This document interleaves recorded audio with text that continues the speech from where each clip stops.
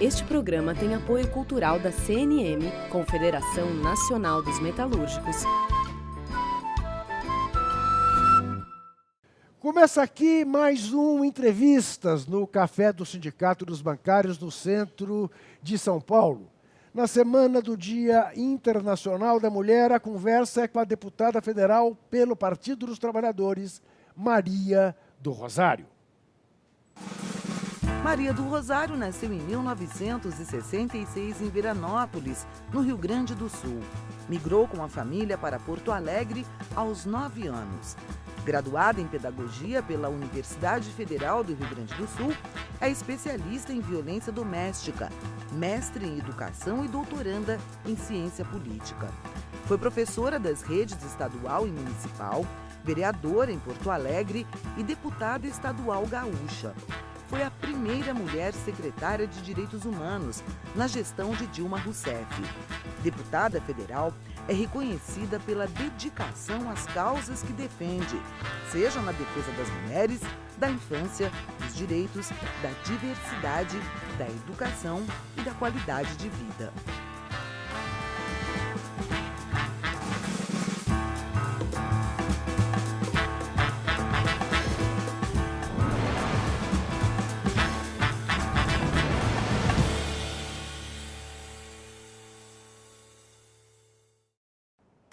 E para fazer este programa estão conosco Denise Dora, advogada e diretora executiva da Artigo 19, Organização de Defesa da Liberdade de Expressão. E também o companheiro jornalista Cosmo Silva, repórter da Rádio Brasil Atual. Eu agradeço muitíssimo a presença de vocês dois para me ajudar nessa conversa com a deputada Maria do Rosário. E eu queria já de cara, deputada, dizer para a senhora o seguinte: esse programa não foi feito para deixar ninguém em sinuca de bico, em situação constrangedora. Mas eu queria fazer uma primeira pergunta delicada para a senhora. A senhora foi ministra dos Direitos Humanos no Brasil. Hoje nós temos uma mulher, igual a senhora, ministra dos Direitos Humanos. Nós estamos falando de uma questão de gênero ou de uma questão de caráter? Oi, Juca. Oi, Denise. Oi, Cosmo. Um abraço a todos e todas que acompanham aí um programa da TVT pelo 8 de março. É uma excelente questão. Eu creio que nesta quadra, nesta pergunta, cabe uma resposta. Aquela que Denise Dora e os movimentos de mulheres têm dito ao longo de toda uma existência. Também não basta ser mulher. Nós não carregamos o poder da verdade e de princípios humanos, todas nós da mesma forma.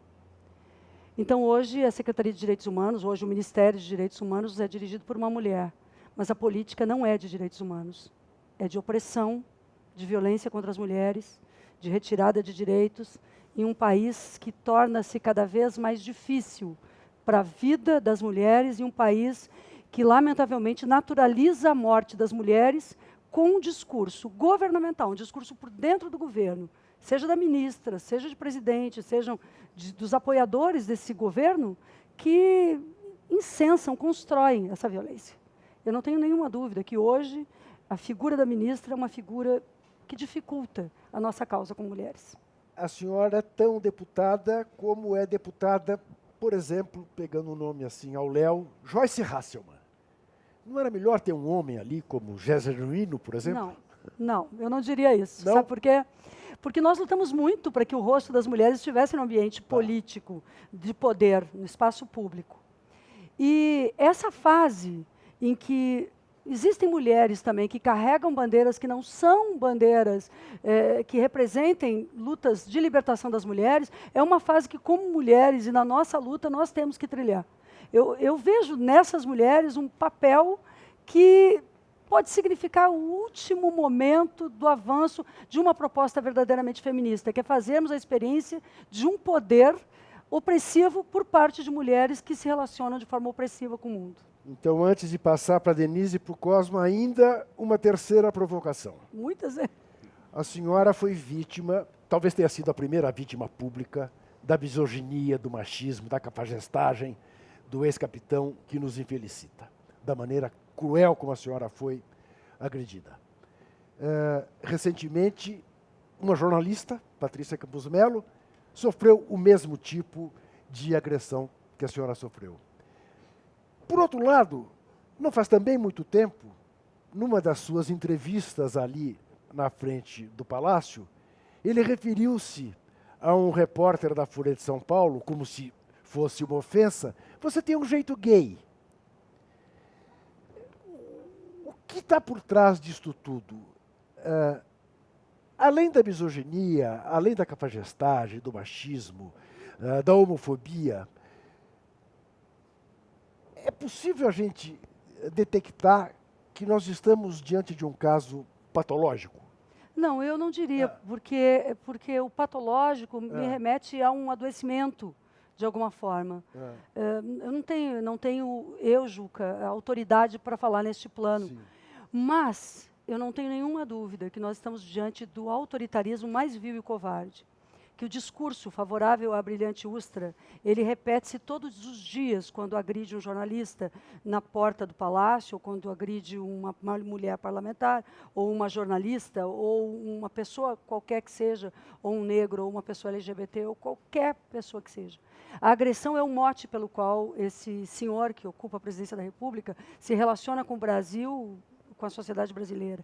E essa agressão, o perigo dela, o perigo do fascista, é ele conseguir convencer, com a sua atitude populista, do absurdo, de que aquilo é normal, de que é natural, de que é o melhor, de que ele está colocando ordem, de que todos os demais agredidos por ele é que estão fora da ordem, fora do sistema. Ele é o próprio sistema. E eu vejo que reagir a isto é uma atitude humana fundamental. Se a pessoa não se indigna quando este sujeito diz isto, ela se tornou incapaz de se incomodar contra qualquer injustiça que está ao nosso redor. E bem, nós não estamos nesse mundo apenas para olhar para as coisas e nos acomodarmos, né? Eu acho que a Angela Davis, que vale lembrar num momento que nós estamos no entorno do 8 de março, ela nos diz que ela se incomoda com aquilo que dizem que ela não pode mudar e ela decide mudar essa realidade. Nós decidimos não calar diante dos bolsonaros. Seja ele próprio, sejam os demais. Nós, mulheres, nós, LGBTs, nós, negros, nós, pessoas que nos incomodamos com a barbárie, com o ódio. E eu acho que é isso que, talvez eu não tenha uma grande contribuição, mas a minha contribuição à política nacional é, hoje, a de não calar. Mas a maioria das pessoas, eu acho que acordam para uma postura de não calar diante da barbárie. Denise Dora jamais se calou. Faça a sua primeira pergunta, por favor, Denise. Deputada Maria do Rosário, nos conhecemos há tantos anos e a minha pergunta é exatamente sobre a esperança, a força e a esperança do movimento de mulheres. Obviamente, os tempos são, como diria a Hannah Arendt, sombrios. E a gente enfrenta uma espécie de fascismo no Brasil. Qual que é a sua esperança? A minha esperança, Denise, são as jovens feministas. O feminismo negro, o feminismo LGBT, o feminismo das mulheres lésbicas, o feminismo do campo, que é incrível. As mulheres do campo, elas se organizam de uma forma maravilhosa no Brasil. E é das empreendedoras da economia solidária, ou das jovens empreendedoras, ou de mulheres em todas as idades que despertam contra a opressão. Então, ao mesmo tempo que o fascismo se constrói, e nós vivemos tempos de fato sombrios, eu tenho esperança. E a esperança está em que, a cada momento que nós nos colocamos para ir para as ruas, ou dentro das escolas, ou em qualquer lugar, surgem novas meninas e mulheres que estão dizendo não ao machismo em todas as suas formas de opressão. E isso é incrível. Talvez a esperança para mim seja os olhos da minha filha a essa altura. E de todas essas meninas. Porque também ela viveu agressões por parte... A filha da Glaze esses dias. Eu me solidarizo com Glaze, com a sua menina, porque é um absurdo. Tentam ceifar o direito de expressão, muitas vezes nossos, como mulheres, que somos mães também, atingindo nossos filhos e filhas. Essa é a barbárie da política, é o ódio significado em Bolsonaros. E, no entanto, quando eu olho para os olhos dela e vejo o tamanho que se torna e a mulher que se torna, eu tenho esperança. Companheiro Cosmos. Deputada, Seja bem-vindo aqui ao Entrevistas. O que me chama mais atenção nas atitudes deste governo desde o dia 1º de janeiro de 2019 é o quanto sai dia entre dias e tem uma declaração pesada de misoginia, de desqualificar principalmente a luta das minorias e de mulheres especificamente, né? E aí ver a sua atuação como parlamentar, então, quanto ministra, nessa atuação e surgir como um fato de esperança para essa juventude que vem aí, seja mulheres negras, LGBTs, lésbicas, mulheres do campo. Essa juventude que vem aí, deputada, essa juventude que vai dar uma resposta a todos esses ataques proferidos pelo atual governo, pelas pessoas que acreditam nesse governo, essa juventude que foi às ruas lutar o tsunami da educação, essa juventude que vai dar resposta, na sua opinião, a esse governo? Nós temos que nos dedicar, na minha opinião, no atual período, sejam os partidos de esquerda, movimentos sociais, à multiplicidade, às múltiplas possíveis formas de organização. As pessoas não vão mais se organizar como elas se organizavam há um tempo atrás, nos núcleos, nos sindicatos, nas associações. Hoje, a internet ocupa um novo lugar, formas de comunicação, formas de expressão, formas culturais diversas. Novas causas vão sendo incorporadas. Tem aqui um tema tão antigo quanto potente e renovado, que é a dimensão ambiental, que o Papa Francisco tem levantado de uma forma tão importante. Todas essas causas, Cosmo, na minha opinião, elas vão reunindo, vão nos oportunizando construir uma nova perspectiva para a democracia brasileira. Eu vejo esse tempo difícil que nós estamos vivendo como uma possibilidade de passarmos por uma nova democracia. Porque a gente enfrentou a ditadura, lutou contra ela, derrotou fascistas, enfrentou porões, mas eu tenho um amigo que diz que o que voltou ao governo na forma atual não são as Forças Armadas, de um modo geral, é o doicode, é o porão, é o ódio em forma de Estado.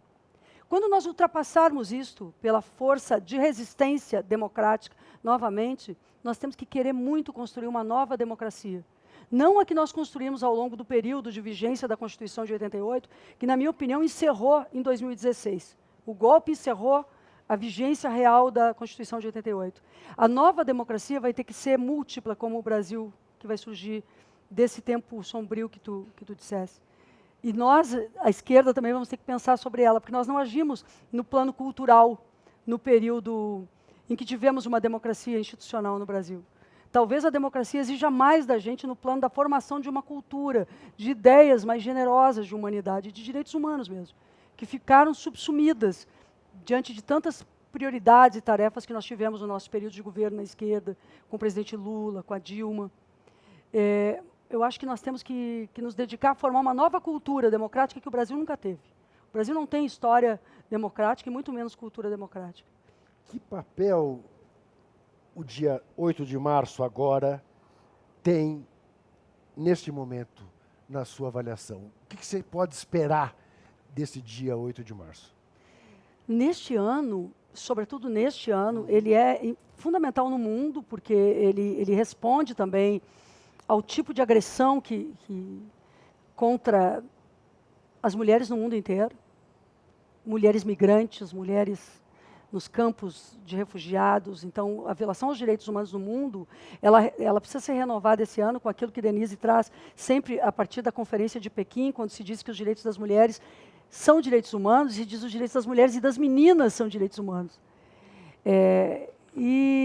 Agora, aqui no Brasil, o 8 de março para nós está revestido da luta democrática. Porque o que governa o Brasil, ao odiar e convocar um ato, a partir do lugar de presidente da República, sentado na cadeira da presidência da República, convocar um ato contra o Congresso Nacional, convocar um ato aí para destruir realmente a Constituição e a democracia. Somos nós, mulheres, mais uma vez, como fizemos no Ele Não, nós alertamos o Brasil de que ele não poderia ser presidente. Nós dissemos isso ao Brasil. Então é um absurdo que esse país também não tenha percebido o sentido que as mulheres colocaram nas eleições de 2018, denunciando o que estava por vir. Não foi por falta das mulheres terem falado, mas talvez realmente a nossa representação política não tenha chegado a um grau de escuta da sociedade. O Ele Não representou grandes movimentos. Então, eu trago comigo uma indignação com isso. Mas as mulheres e as feministas brasileiras não se omitiram de dizer que o governo do país não podia ser entregue nas mãos de um fascista. Mas as mulheres do capital financeiro não estão preocupadas com isso, né, deputada? É verdade. Talvez se preocupem hoje em como manter as taxas de lucro que o capital não consegue manter sem uma ultraexploração da população trabalhadora e das demais. Parece claro, né? Manter privilégios, né, deputada? Manter os privilégios, né? Mas eu acho que tem uma contradição. Porque há 20 anos atrás não tinham mulheres no mercado financeiro. E elas são minoria absoluta. E eu acho que quando a deputada Maria do Rosário levanta a questão da figura feminina em ambientes de poder e de como isso, mesmo que essa figura feminina ela expresse os interesses da desigualdade, do autoritarismo, da concentração de renda, da exclusão política, mesmo quando ela representa essa voz, ela é uma contradição em si. Porque esse padrão e esse modelo de desigualdade que o governo Bolsonaro traz, junto com Guedes e companhia, ele é um modelo de exclusão. Neste modelo, as mulheres não estariam nem no mercado financeiro, nem no Congresso Nacional, nem as mulheres que se apresentam como mulheres de direita. E no governo não estão, porque só tem uma. Só tem uma, exato, como porta-voz desses interesses de aprofundamento das desigualdades. Então, eu vejo que há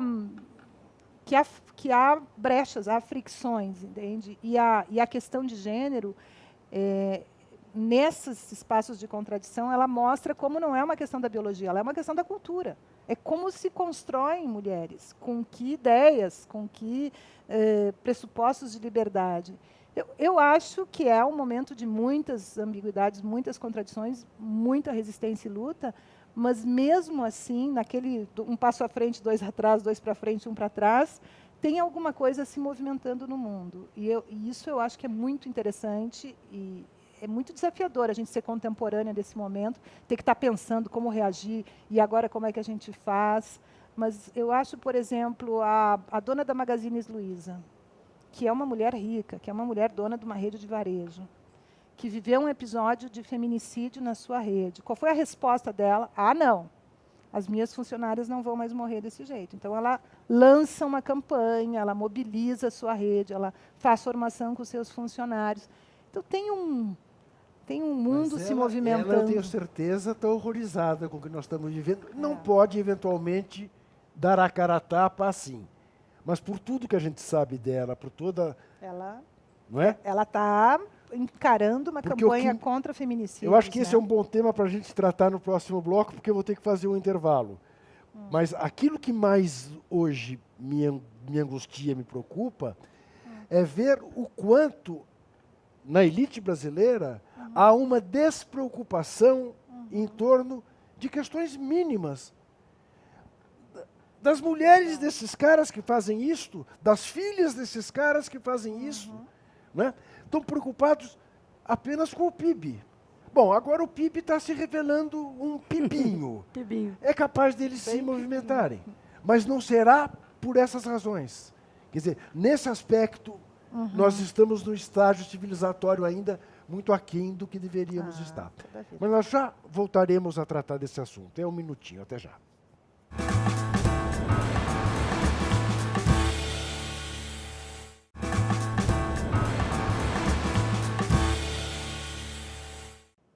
Estamos de volta ao Café do Sindicato dos Bancários, hoje conversando com a deputada federal Maria do Rosário.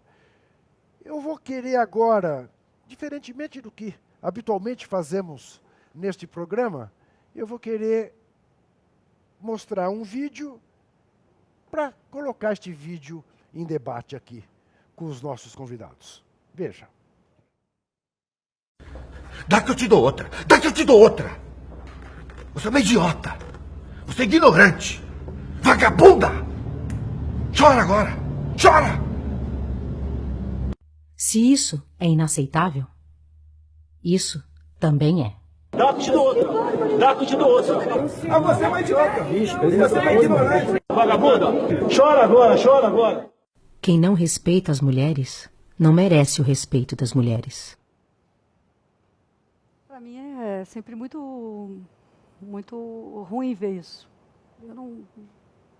Porque Vocês vejam, eu estava chegando na Câmara dos Deputados, era 2003 ou 2004, meu primeiro mandato.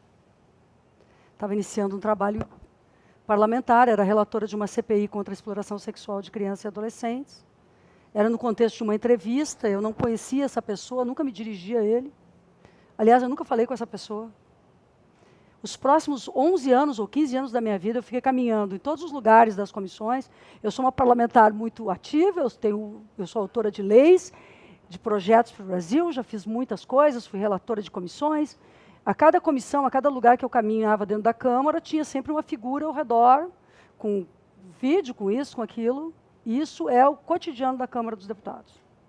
A política não é um espaço simples para nós, mas, sobretudo, quando os machistas nos atacam, eles procuram criar em relação àquelas pessoas que eles atacam. Eu entendi isso na vida, porque Denise e Juca e Cosmo, quando a gente luta pelos direitos das mulheres, ou a gente luta pelos direitos de quem quer que seja, a gente se coloca como quem protege o outro. Então, tu não pensa que tu vai passar por aquilo. Só que isso eu senti como uma humilhação pública. Que me fez sentir uma enorme vergonha. Porque é impressionante, a gente diz isso, que as mulheres que sofrem essas coisas passam e se sentem envergonhadas. Eu não tinha motivo para ter uma vergonha, mas eu fiquei com vergonha disso tudo durante muito tempo. E eu fiz a primeira denúncia à Câmara e a Câmara arquivou. E foi somente em 2014, quando ele repetiu isso na tribuna, mais de 10 anos depois, que eu ajuizei. Então, eu só ganhei uma ação judicial porque ajuizei uma nova agressão com as mesmas palavras 10 anos depois. Então, durante esse período de mais ou menos uns 12 anos, 13 anos, foi isso foi muito permanente. E eu creio que nós estamos diante de pessoas que... A senhora ajuizou, ganhou, o que significou isso? A senhora ajuizou e ganhou, a senhora disse. Ganhei, ele foi condenado por danos morais. E qual foi a pena? Ele pagou uma pena, neste processo, de R$10 mil, que com juros deu 20 mil e pouco, e eu distribuí, e foi a minha maior alegria, e eu me sinto feliz com isso, eu distribuí o dinheiro deste senhor, pela pena, por danos morais, para 5 entidades nacionais de direitos das mulheres, num ato, no Salão Verde, no mesmo local da agressão. Me sinto totalmente livre e mantenho 2 processos criminais contra ele, que o dia que ele sair da presidência da República, o prazo está suspenso pelo Supremo, então quando ele sair, ele vai voltar a responder os 2 processos criminais. Se eu não estou enganado, ele teve que lhe pedir desculpas publicamente? Teve. Eu acho que pediu aquém do que deveria, eu também não pretendo aceitar, mas legalmente eu acho que foi uma vitória não minha, entendeu? Porque, na verdade, eu só consegui ajuizar a ação e levar adiante porque as pessoas, sobretudo as mulheres brasileiras, assumiram como uma coisa sua. Então, eu lamento muito que esse sujeito tenha sido eleito para qualquer cargo e tenha feito uma eleição na qual muitas pessoas que o apoiam foram eleitos como parlamentares. Mas eu espero que essa situação em si signifique, pelo menos uma coisa, signifique pedagogicamente que figuras assim não têm o direito de oprimir, de nos pisotear, nos diminuir e que nós não vamos nos calar. É só isso que eu queria. A senhora não tem medo, quando pensa na hipótese de os projetos dele serem bem-sucedidos, com o que possa lhe acontecer pessoalmente? Estou falando de uma coisa bem concreta, quer dizer, que nós vimos acontecer pós-64. Que nós vimos acontecer dramaticamente em 68, 69, 70, até 75. Torturas e mortes e tudo. Ex-parlamentares perseguidos, mortos. Eu estou bancando o baldo paranoico, não? Não. De fato, eu acredito que nos planos deste atual governo e deste que comanda o governo, existe um projeto de fechamento político. Eu acho que nós não estamos sendo paranoicos diante disso. O governo já tratou do AI-5, o governo não precisa fazer AI-5 para estar, de fato, criando uma censura, atacando militantes. Tem defensores de direitos humanos sendo assassinados todos os dias no Brasil. São indígenas, quilombolas, são mulheres na periferia.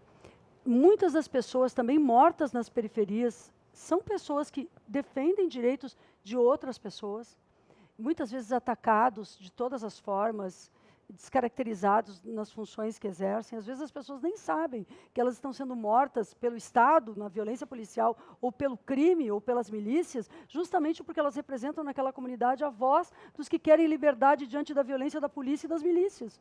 Que tem um povo no meio desse crime. Qual é a conexão que há hoje entre milícia e violência policial no Brasil? Os bolsonaros. Eles dialogam com os dois lados. Não é verdade isso que nós estamos constatando?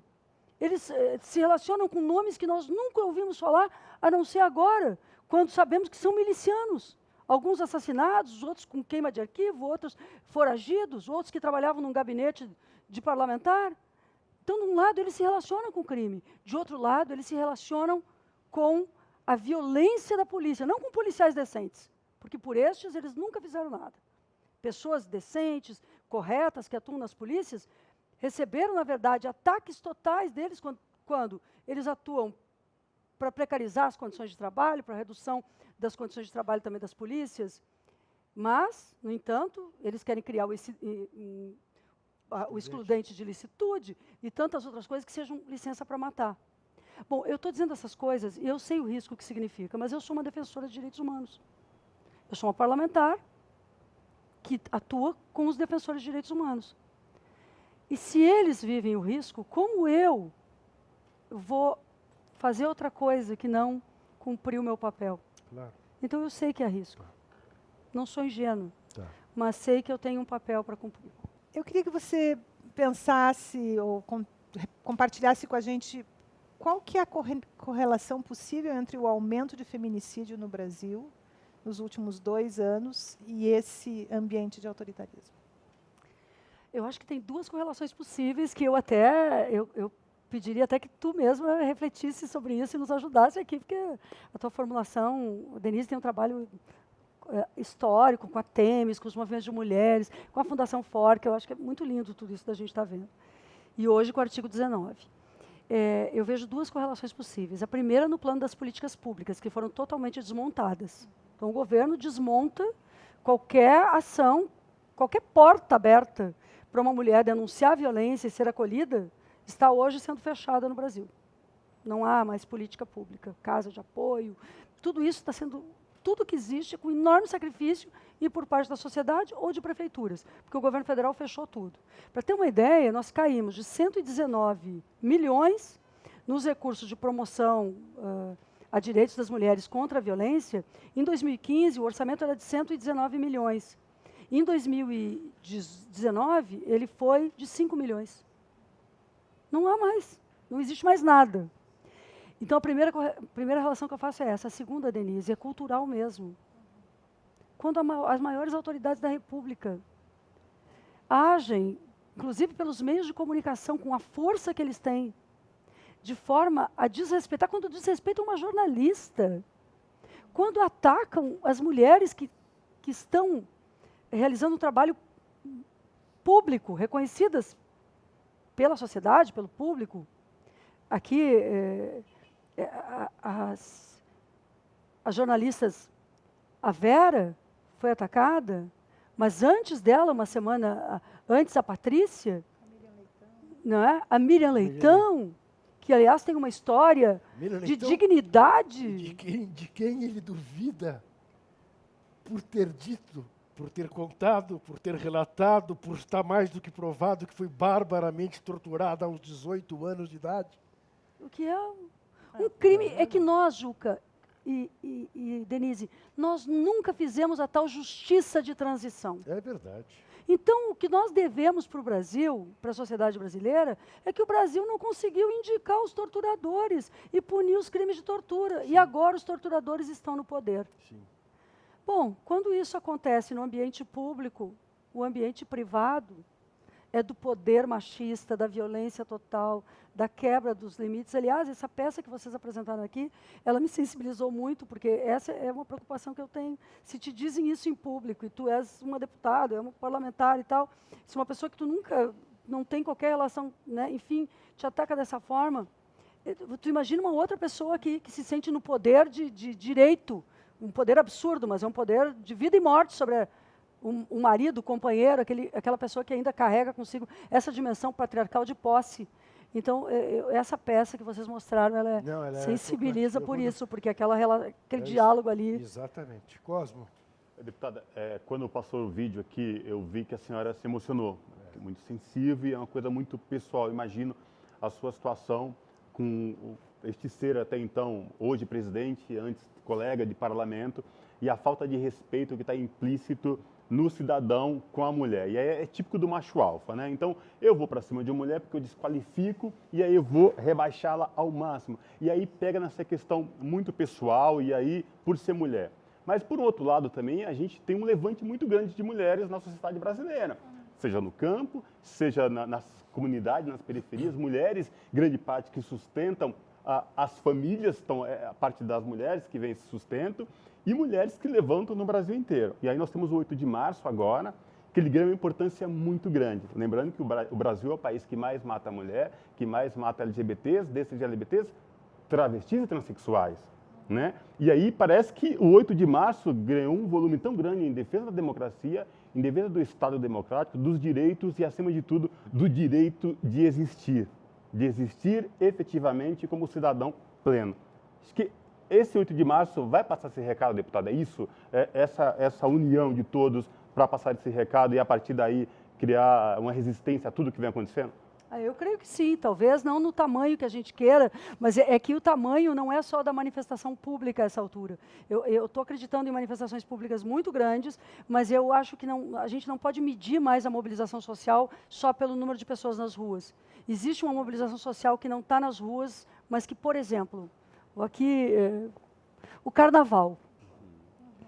Quantos milhões de brasileiros e brasileiras foram para as ruas com uma agenda não só crítica, mas demolidora do que significa o governo Bolsonaro?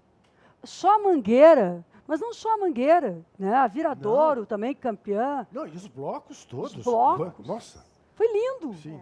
E todo o Brasil, eu acho que não teve um lugar do Brasil em que o Carnaval não significou resistência e indignação e não trouxe a consciência das pessoas de que este governo está ligado à desigualdade social que se aprofunda, à violência que se aprofunda, e que a discriminação e a violência precisam ser superadas.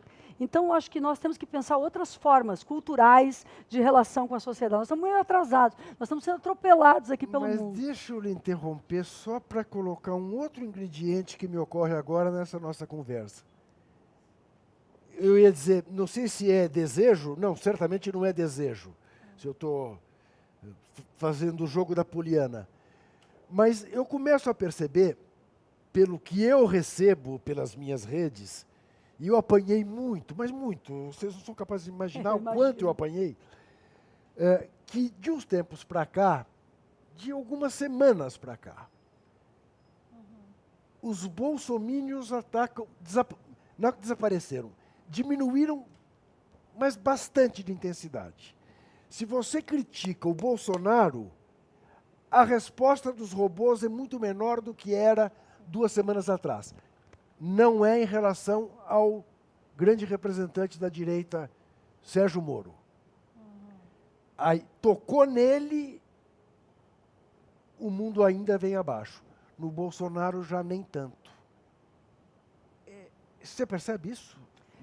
Percebo. Eu percebo, até porque foi tão grande o uso das redes sociais contra qualquer posição crítica a Bolsonaro, ao bolsonarismo e à direita, que ter diminuído significa diminuir as ameaças, diminuir a sensação que a gente tem quando anda na rua, porque isso existe também, né? A gente anda na rua hoje com preocupações diante do que eles significam dos ataques, enfim. Eu me percebo mais livre, porque está diminuindo isso. Tá. Agora, o Sérgio Moro fez uma presepada lá no Ceará, né? Vamos aproveitar para comentar aqui. Ele é maluco, né? Ele andou de tanque. Ele foi lá de tanque. O que ele quis simbolizar? Não, mas sim. Tem um fascínio pelo Pelo simbólico do poder autoritário. Eu não tenho. Eu creio que o Ceará pode significar uma virada, inclusive, na imagem do Sérgio Moro, para as pessoas começarem a se dar conta que não só ele foi um juiz marcado pela manipulação dos processos contra o presidente Lula, mas mesmo aqueles que não querem dialogar conosco sobre o presidente Lula e sobre as injustiças que ele sofreu e sobre toda a atitude absurda de Moro como juiz, estão vendo que a segurança pública do país não existe. E na oportunidade que teve de fazer alguma coisa que significasse segurança pública e pacificação, a atitude deste sujeito lá no Ceará é a pior possível. Ele quer criminalizar cartazes de um show musical e passou um pano sobre o motim dos milicianos da PM cearense. Essa é a questão, tão simples como essa. Da criminalização dos cartazes. Olha, no artigo 19, que é uma organização de liberdade de expressão e informação, a gente recebe de 2 a 3 mensagens por dia de censura a peça de teatro, a um programa, a um cartaz, a uma música, a uma apresentação de uma manifestação aqui, aumento de penas e novas legislações sobre a questão de direito à associação, manifestação, protesto. Então, de um lado, existe esse movimento de censura mesmo, de fechamento, de produção de uma sociedade menos informada, menos livre, e, por outro lado, existe essa reação, que eu acho que é uma reação capilar. Quando a gente olha a agenda do 8 de março, dos estados, das cidades, são assim, agendas do mês inteiro, com eventos diários, na escola tal, na comunidade tal, na associação, no sindicato, nas ruas, nas praças, de teatro, de debate político, as universidades. Então, tem exatamente a forma como a resistência ao autoritarismo se dá hoje no Brasil, a partir do feminismo, inclusive, como aconteceram nos blocos, ela é líquida, ela é água, ela vai indo, ela vai atravessando, e eu acho que isso levanta essa possibilidade. Quando as pessoas reagem a serem censuradas, a essas censuras, desde mínimas até as grandes censuras, você tem um movimento em curso. Engraçado que a reação ao cartaz da banda punk no norte do país criou uma reação no Brasil inteiro. Esse foi um tiro no pé, literalmente, deles. Por conta disso, surgiu vários comentários e outras bandas que estavam... Cosmo, se há uma coisa da qual me orgulho, é que na primeira aparição pública de Sérgio Moro, quando muita gente boa disse, enfim, temos o nosso Baltazar Garçom, eu escrevi na que eu disse, está na Folha de São Paulo, numa coluna de futebol, dizendo, olha, juiz de preto, até no futebol já abdicaram. Hoje eles usam o amarelo, o verde... Essa coisa desse cidadão, todo de preto, gravata preta, isso me parece mais um justiceiro do que um juiz de direito. A gente já volta.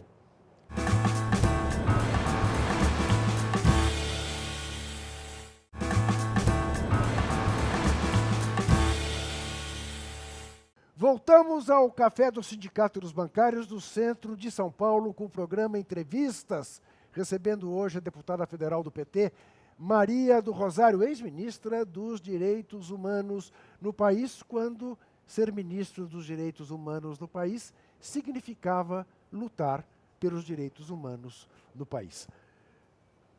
Faz favor, a próxima pergunta é sua, doutora. Vamos lá. 1.206 casos de feminicídio no Brasil, dos quais 64% eram mulheres negras. Aonde o racismo cumpre um papel de violência contra as mulheres, na sua opinião? Na minha opinião, o racismo está associado diretamente à violência contra as mulheres. E as mulheres negras têm denunciado isso de uma forma muito direta e contundente e nova ao longo dos últimos anos, porque as mulheres negras buscam falar sobre a violência que sofrem com seu próprio rosto. Não é secundário quando Ludmila trata do lugar de fala e um conjunto de formulações que as feministas negras têm produzido. O racismo e a violência de gênero potencializam-se mutuamente.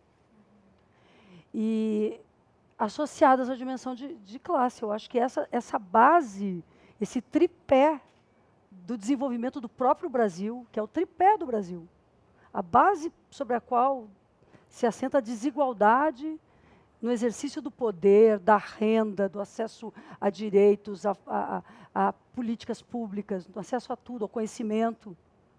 Isso move o fato das mulheres negras serem prioritariamente vítimas da violência. O governo apresentou dados que tentam mostrar que o número de homicídios diminuiu no Brasil, mas ele ampliou, ele foi significativamente ampliado para todas as mulheres, e para as mulheres negras ainda num grau superior. Eu não tenho nenhuma dúvida que aqui tem o racismo, porque a questão da posse, da violência contra mulheres negras tem mais a ver com a estrutura histórica do Brasil também. Uma estrutura perversa e que permanece operando a cultura nacional. É muito interessante essa sua ideia da superação da Constituição de 88. Quer dizer, tem muita gente falando que a Nova República acabou, né? Mas acho que a Nova República já tinha acabado. Agora, a superação da Constituição de 88, de fato, ela foi pisoteada de maneira tal que o porvir não pode ser baseado nela mais, né? E o pacto foi desfeito. Isso. Tinha um pacto. Foi um pacto das elites, mas foi.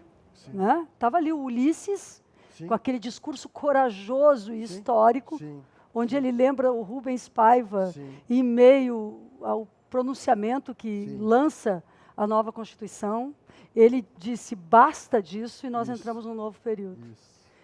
E a cassação da Dilma, da presidenta Dilma, não, sem crime, as instituições cederam Sim. a um atalho no qual elas voltaram atrás em tudo que havia sido pactuado. Cosmo. A elite percebeu exatamente que, da forma como estava no regime democrático, que nós acreditamos naquele pacto lá, eles não teriam mais chance nas urnas. E como que a gente faz para tirar tudo isso, para voltar ao poder? Dá o golpe, tira do poder, e aí veio o que veio. Os ovos das serpentes eclodiram todos de uma vez. A extrema-direita, fascismo, extermínio, literalmente chegou e ficou explícito isso. E aí, deputada, a Não grande... só no Brasil, né, Cosmo? Pois é, a gente pega pela América, Sim, né, sim. nosso continente, depois o mundo, e aí vindo toda a extrema-direita numa ascensão louca. Sim. Tanto é, eu lembro, a gente estava numa reunião da eleição do atual presidente, Jair Bolsonaro, para mim remeteu muito essa questão lá atrás, quando a Noite dos Cristais, na época, quando Hitler assumiu o poder, que foi a caça literalmente a judeus, a ciganos, gays, lésbicas, enfim. Mas voltando para essa questão toda, né, que trouxemos à tona, que a senhora falou a questão uma nova república, né, uma constituição, como lidar nessa atual situação, deputado? É possível, mediante esse cenário com a qual a gente se encontra hoje? Olha, eu acho que a gente está vivendo uma contradição em vários sentidos, porque quando a Denise, por exemplo, traz essa questão da violência contra mulheres, só para juntar com o que você está falando, Cosmo, eu acredito, Denise, que a cassação da presidenta Dilma, ela vai repercutir durante muito tempo na nossa vida como mulheres no Brasil.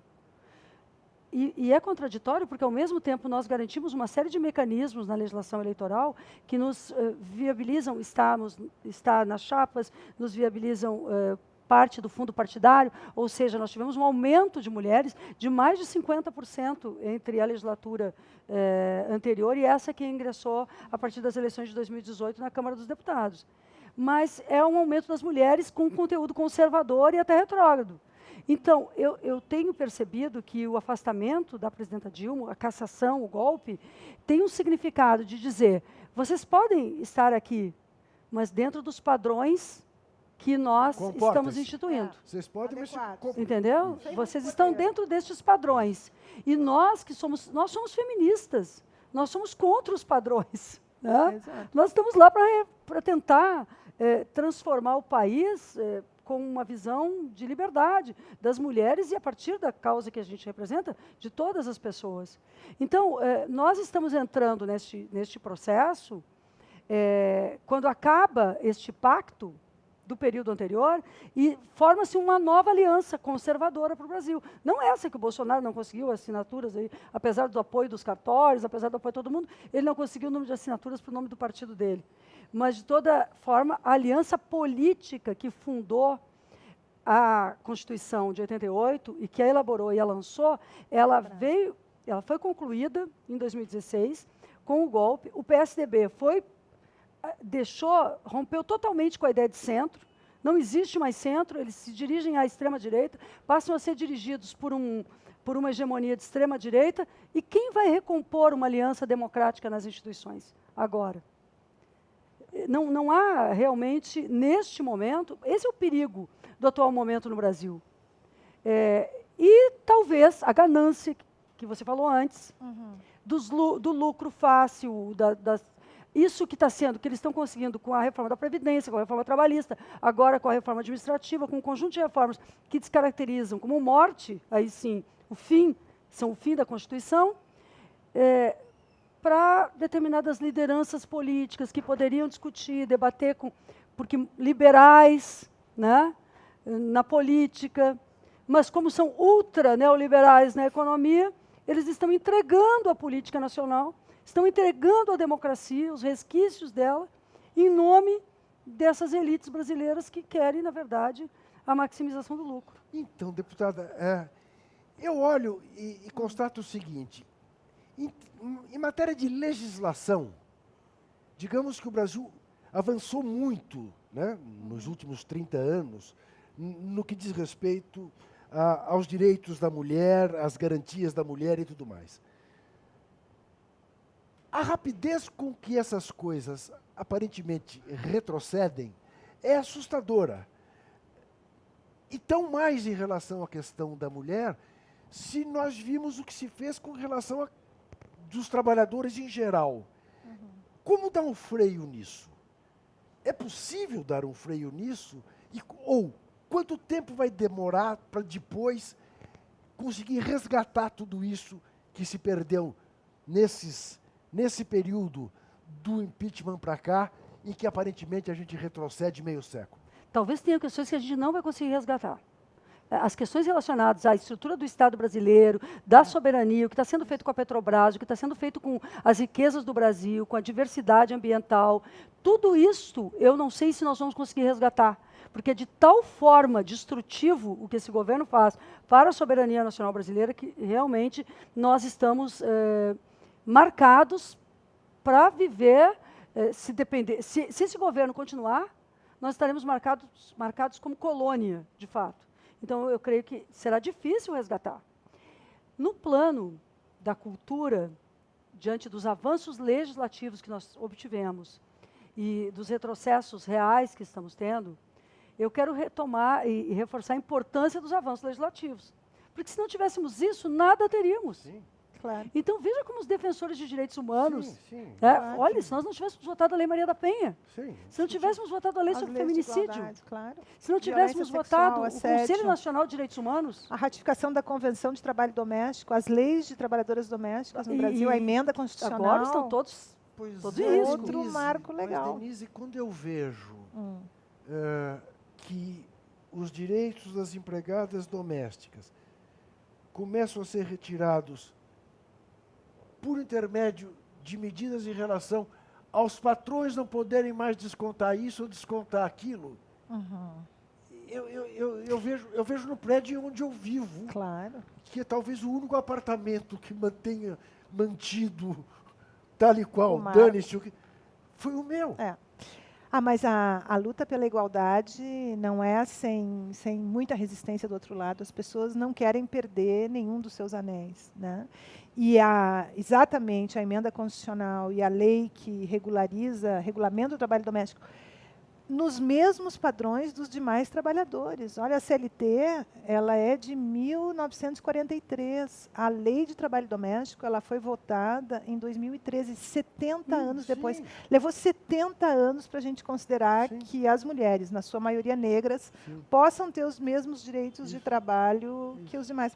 Então, isso mexe com essa estrutura baseada nesse tripé que a deputada Maria do Rosário fala, do racismo, do classismo e do machismo. Obviamente mexe. Você tem, na sua casa, que ser também mais igualitário. Não é da boca para fora. Não é? Bom, é um resquício da escravidão. Então, claro. Agora, isso cria um incômodo? Obviamente cria. Claro. Mas é também, eu acho que as leis, eu sou advogada quase 40 anos, não tenho ilusão de que a gente aprova uma lei que ela é imediatamente seguida. Claro. As leis, elas fazem parte da cultura, elas Sim, são um sim. acordo, Sim. né, Um que se processo. faz com chancela do Estado, de que agora, em relação a isso, a gente vai se comportar de outro jeito. Bom, tem que usar cinto de segurança, que é um exemplo interessante da gente utilizar. As pessoas usam. Por quê? Porque senão elas vão ser multadas, porque tem evidência de que isso é bom para a saúde, etc. Por que é bom para a saúde respeitar os direitos das trabalhadoras domésticas? Essa questão ainda está em disputa na sociedade brasileira e em outras sociedades, Denise, mas... Eu sempre recomendo para as pessoas terem filhas e netas. É. Porque aí, ó, a patrulha é assim, pá, você não pode vacilar. Deputada Maria do Rosário, nós, infelizmente, estamos nos aproximando do fim desse nosso bate-papo. Então, eu queria que a senhora contasse para nós onde a senhora estará dia 8 de março. Qual é a sua agenda do dia 8 de março? Eu vou estar na beira do Guaíba, né, em Porto Alegre, e Denise vai estar, não sei se vai estar em Porto Alegre. Vai estar também em Porto Alegre? Já estou combinando aqui no programa.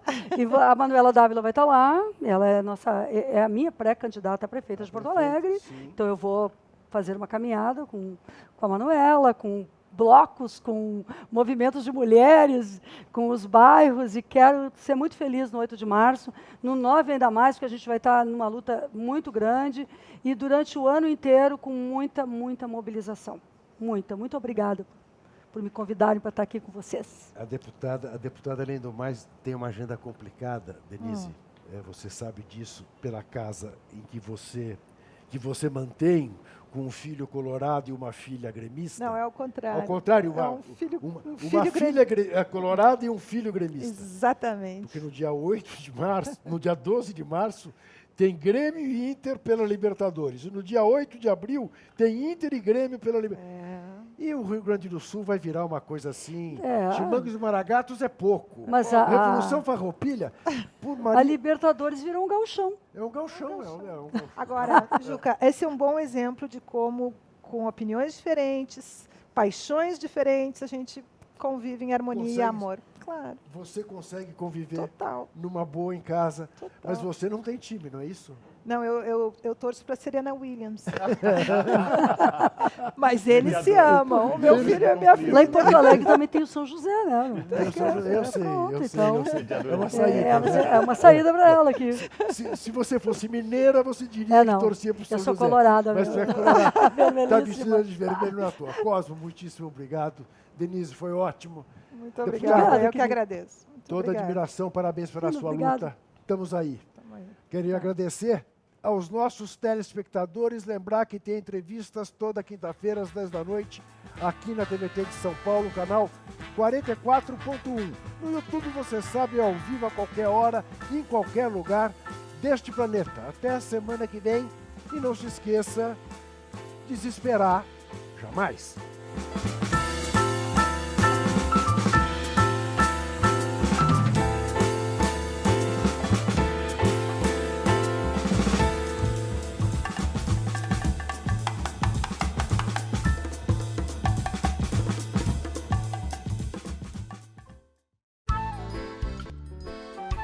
Este programa tem apoio cultural da CNM, Confederação Nacional dos Metalúrgicos,